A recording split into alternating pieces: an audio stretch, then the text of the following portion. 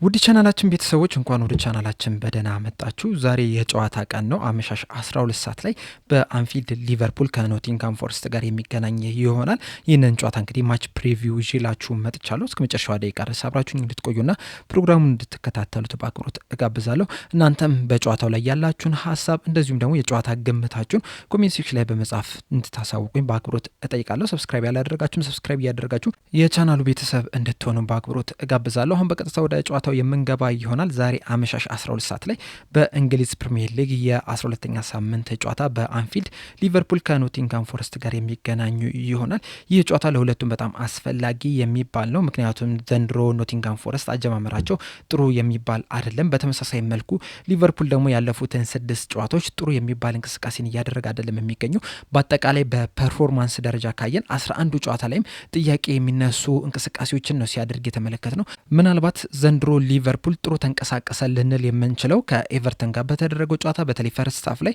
እንደዚሁም ደግሞ ከአስቶን ቪላ ጋር በተደረገው ጨዋታ ላይ ነው እንጂ ከዛ ውጪ ያሸነፈባቸው ጨዋታዎች ላይ ራሱ ስንመለከት ያን ያህል የሚያረካ እንቅስቃሴ ሲያደርግ አልተመለከት ነው።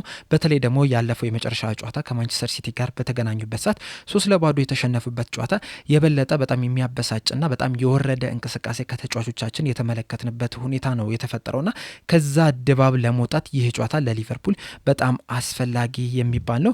በዚህ ወሳኝ ጨዋታ ላይ እንግዲህ የተለያዩ ተጫዋቾች በጉዳት ምክንያት የሚያመልጣቸው ይሆናል።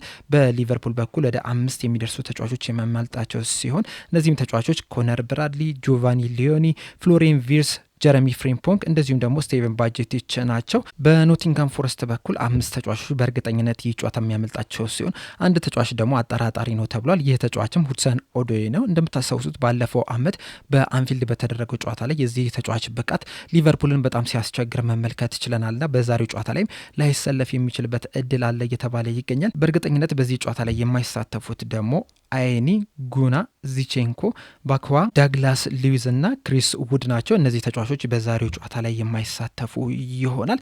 ዘንድሮ እንግዲህ ኖቲንግሃም ፎረስቶች በጣም አስጠሊታ የሚባል ጅማሮን ነው መጀመር የቻሉት። በተለይ ደግሞ ካለፈው ሲዘን አንጻር ስንመለከተው ዘንድሮ እዚህ ቦታ ላይ ይሆናሉ ተብሎ አልተጠበቀም ነበረ። በ11 ጨዋታዎች 9 ነጥብ ብቻ በመሰብሰብ 19ኛ ደረጃ ላይ ነው የተቀመጡት። ይህ ብቻም ሳይሆን በዚህ ሲዘን 3 አሰልጣኞችንም መቀያየርም ችሏል። በመጀመሪያ ደረጃ ባለፈው አመት ድንቅ እንቅስቃሴ እንዲያደርጉ ያደረጋቸውን አሰልጣኝ ኑኖ ስፒሪቶ ሳንቶስን ማሰናበታቸው አይዘነግም። ከዛ በኋላ አንጄ ፖስቴኮግሉ መቅጠር ችለው ነበረ። ነገር ግን ባስመዘገቡት በጣም መጥፎ የሚባለው ውጤት እሳቸውንም አሰናብተው የቀድሞ የኤቨርተን አሰልጣኝ የሆነውን ሻንዳችን መቅጠር ችሏል። በእሳቸው ስር እንግዲህ የተሻለ የሚባል እንቅስቃሴን እያደረጉ ነው የሚገኙት። በተለይ ደግሞ ከመጀመሪያዎቹ ከፖስቴኮግሉ አንጻር ስንመለከተው ጥሩ የሚባል እንቅስቃሴን ማድረግ ይችሏል። ካለፉት 5 ጨዋታዎች 2ቱን ማሸነፍ ሲችሉ በ2ቱ አቻ ወጥተው በአንዱ ብቻ ነው መሸነፍ የቻሉት። በበርንማውዝ 2-0 የተሸነፉበት ውጤትና ጥሩ የሚባል እንቅስቃሴን እያደረጉ ነው የሚገኙት።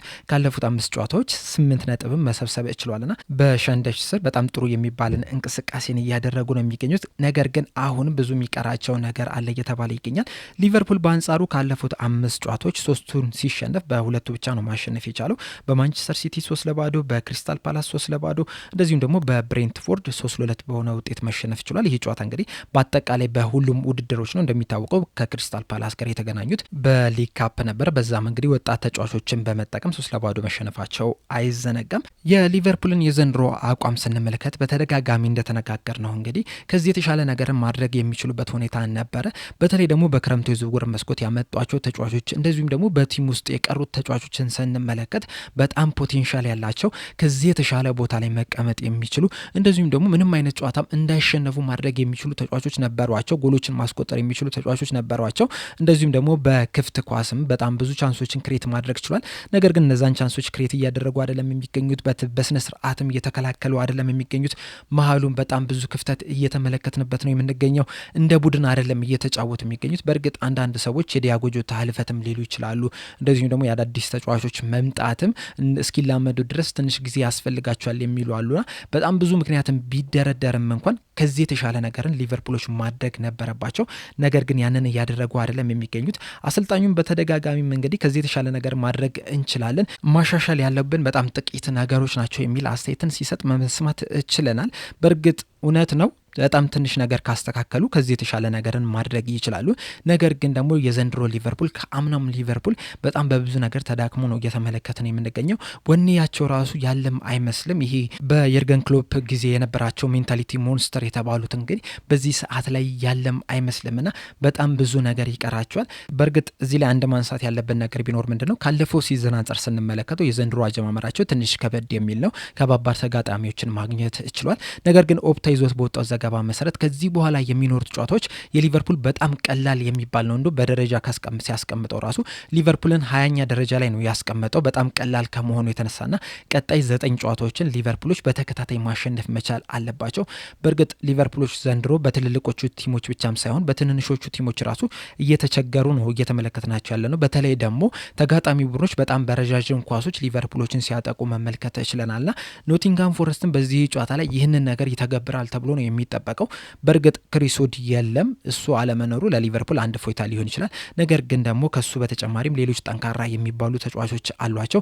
ልክ እንደነ ጊብስ ዋይት አይነት ተጫዋቾችም ስላሏቸው ይህንን ጨዋታ ከባድ ያደርጉባቸዋል ተብሎ ነው የሚጠበቀው። በተለይ ይህን ረጃጅም ኳሶችን ሊቨርፑሎች በደንብ መጠንቀቅ መቻል አለባቸው። የቆሙ ኳሶች ላይም በደንብ መጠንቀቅ መቻል አለባቸው። የመጀመሪያዎቹን 15 ደቂቃዎችም ራሱ መዘናጋት የለባቸው። ምክንያቱም የተሸነፉባቸውን ጨዋታዎች ስንመለከት አብዛኞቹ የመጀመሪያ 15 ደቂቃ ላይ ነው ጎሎቹ የተቆጠሩባቸው። የማንቸስተር ሲቲ ጨዋታ ብቻ ነው ከ15 ደቂቃ በኋላ ጎል የተቆጠረባቸውና ቀድሞ በተቆጠረባቸው ቁጥር ሊቨርፑሎች ዘንድሮ እየተሸነፉ ነው የሚገኙትና ይህንንም ነገር እንግዲህ ማሻሻል መቻል አለባቸው። ከዛ በተጨማሪም እዚህ ጨዋታ ላይ እንግዲህ በጣም በትልቁ መነሳት ያለበት ነጥብ ቢኖር ምንድነው የቀኝ ክንፍ ተከላካይ መስመር ላይ ማን ይሰለፋል የሚለው ነው። ምክንያቱም እዛ ቦታ ላይ የተገዙትም ተጫዋቾች የነበሩትም ተጫዋቾች በጉዳት ምክንያት ይህ ጨዋታ ያመልጣቸዋል። ጀረሚ ፍሪምፖንግም ኮነር ብራድሊም ምናልባትም ለቀጣይ 1 ሳምንት 2 ሳምንትም የሚጫወቱ አይሆንምና ለነዚህ ቀናቶች ለሚቀጥሉት 5-6 ጨዋታዎችስ ማን ነው እዛ ቦታ ላይ የሚሰለፈው የሚለው ነገር በጣም ትልቅ ጥያቄ ነው። በእርግጥ በአሰልጣኝ አርነ ስሎት በሰጡት ጋዜጣዊ መግለጫ ላይ የተለያዩ ተጫዋቾች እዛ ቦታ ላይ ሊጫወቱ ይችላሉ። እንደነ ጆ ጎሜዝ እዛ ቦታ ላይ ሲጫወት የተመለከትነው ነው። እንደዚሁም ሳቡዝ ላይም ከርትስ ጆንስም እዛ ቦታ ላይ ሲጫወት የተመለከትነው ነው። ምናልባትም ራምሴም ሊጫወት የሚችልበት እድል አለ ብዬ አስባለሁ። በተለይ በሊግ ካፕ ጨዋታ ከክሪስታል ፓላስ ጋር በተደረገው በጣም ጥሩ የሚባል እንቅስቃሴ ማድረጉን ተከትሎ ምናልባትም በቀጣይ ጨዋታዎች ላይ እድል ሊሰጠው ይችላል የሚል ግምት አለኝ። በዚህ ጨዋታ ላይ ግን ማን ሊሰለፍ ይችላል የሚለው ነገር በጣም ትልቅ ጥያቄ ነው። በአብዛኛው ሀሳቡ ሳቡዝ ላይ በዚህ ጨዋታ ላይ በቋሚነት ይጀምራል የቀኝ ክንፍ ተከላካይ መስመር ቦታ ላይ የሚል ሀሳብ አለ። ነገር ግን ደግሞ እሱ እዛ ቦታ ላይ የሚጫወት ከሆነ የእሱንስ ቦታ ማን ከቨር ያደርጓል የሚለው ሌላ ጥያቄ ነው። በተለይ ደግሞ ፍሎሪን ቪርስ መጎዳቱን ተከትሎ 10 ቁጥር ቦታ ላይ ማን ይሰለፋል የሚለው ሌላ ጥያቄ ነው የሚሆነው። ተስፋዬ የሚባል አንድ አድማጫችን እንግዲህ ትናንትና ዕለት የሰጠው አስተያየት አለ። በሱ አስተያየት ምንድን ያለው ሳቡዝ ላይን በቀኝ ክንፍ ተከላካይ ቦታ ላይ አስቀምጦ የእሱን ቦታ ደግሞ ማካሊስተር እንዲሸፍነው ከዛ ደብል ፒቮት ላይ ደግሞ ከርትስ ጆንስ እና ግራቨንበርክ እንዲይዙት የሚል ሀሳብ ሰንዝሯል። በጣም ጥሩ የሚባል አይዲያ ነው ብዬ ነው የማስበው። ሌላም አማራጭም ያላቸውም አይመስለኝም። ምክንያቱም በዚህ ሰዓት የተለያዩ ቦታዎች ላይ ጉዳት እያጋጠመ ስለሆነ በእንደዚህ አድርጎ ከቨር ማድረግ የተሻለ ውሳኔ ይመስለኛል። የእርስ በርስ ግንኙነታቸውን ስንመለከት ባለፉት 2 ጨዋታዎች ላይ ሊቨርፑል በኖቲንጋም ፎረስት ሲቸገር መመልከት ይችለናል። አንደኛውን ጨዋታ ሲሸነፍ፣ አንደኛውን ጨዋታ ደግሞ አቻ በሆነ ውጤት ነው ማጠናቀቅ የቻለው። የመጨረሻ ሲገናኙ በኖቲንጋም ፎረስት ነበረ የተገናኙት። በዛ ጨዋታ ላይም ክሪስ ውድ 8ኛው ደቂቃ ላይ ባስቆጠራት ግብ 1-0 መምራት ችለው ነበረ። ዲያጎ ጆታ 66ኛው ደቂቃ ላይ ጎል አስቆጥሮ ሊቨርፑሎች አቻ እንዲወጡ አድርጓልና ያለፉትን 2 ጨዋታዎች ኖቲንጋም ፎረስቶች ለሊቨርፑል በጣም ከባድ እያደረጉባቸው ነው የሚገኙት። ይህም ጨዋታ ቀላል ይሆናል ተብሎ አይጠበቅም። በተለይ ደግሞ ሻይንዳች ከኑኖ ስፒሪቶ ሳንቶስ ጋር ተመሳሳይ አይነት አጮት ሊጠቀሙ ይችላሉ የሚል ግምትም አለ። በስተመጨረሻም ሊቨርፑል ይዞት ሊገባ የሚችለውን አሰላለፍ ስንመለከት ከበረኛ ላይ እንጀምራለን። በዚህ ጨዋታ ላይ እንግዲህ ለሊቨርፑል ጥሩ ዜና ሆኖ የመጣው በረኛው አሊሰን ቤከር ከጉዳት አገግሞ በዛሬው ጨዋታ ላይ በቋሚነት ሊሰለፍ ይችላል የሚል ሀሳብን ሰንዝረው ነበር አሰልጣኝ አርነ ስሎትና በዛሬው ጨዋታ ላይ አሊሰን ቤከር በቋሚነት ሲጀምር ልንመለከተው እንችላለን። በቀኝ ክንፍ ተከላካይ መስመር ላይ ሳቡዝ ላይ ይጀምራል የሚል ሀሳብ አለኝ። የመሀል ተከላካዮቹን ስንመለከት አሁንም ኢብራሂም ኮናቴና ቨርጅል ቫን ዳይክ የሚጀምሩ ሲሆን በግራ ክንፍ መስመር ላይ ግን ምናልባትም ከርኬዝ ሲጀምር ልንመለከት የምንችልበት እድል አለ።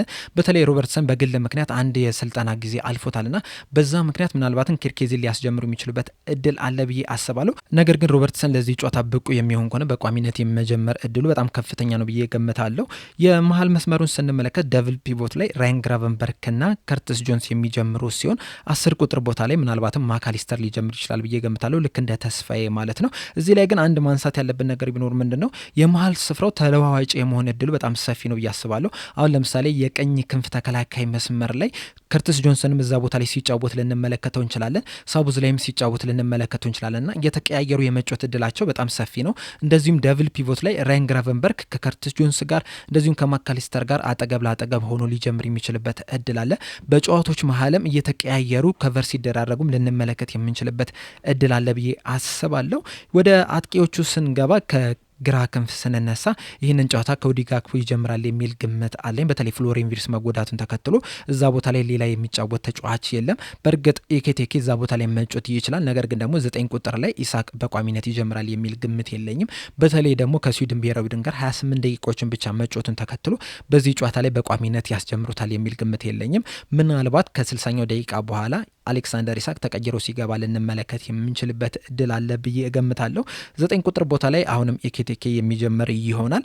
በቀኝ ክንፍ ቦታ ላይ ደግሞ መሐመድ ሳላህ በቋሚነት የሚጀምር ይሆናል። በአጠቃላይ የኔ ግምታዊ አሰላለፍ ይህንን ይመስላል። የእናንተን ግምታዊ አሰላለፍ፣ ስለ ጨዋታው ያላችሁ ሀሳብ፣ እንደዚሁም ደግሞ ጨዋታው ስንት ለስንት ሊጠናቀቅ ይችላል የሚለው ግምታችሁን እንዳለ ኮሜንት ሴክሽን ላይ በመጻፍ አሳውቁኝ። ለአሁን እኔ እዚህ ላይ ያበቃው። በቀጣይ በሌላ እስከምንገናኝ ድረስ ሰብስክራይብ፣ ላይክ፣ ሼር ማድረግ እንዳትረሱ። ቸር ያቆየን።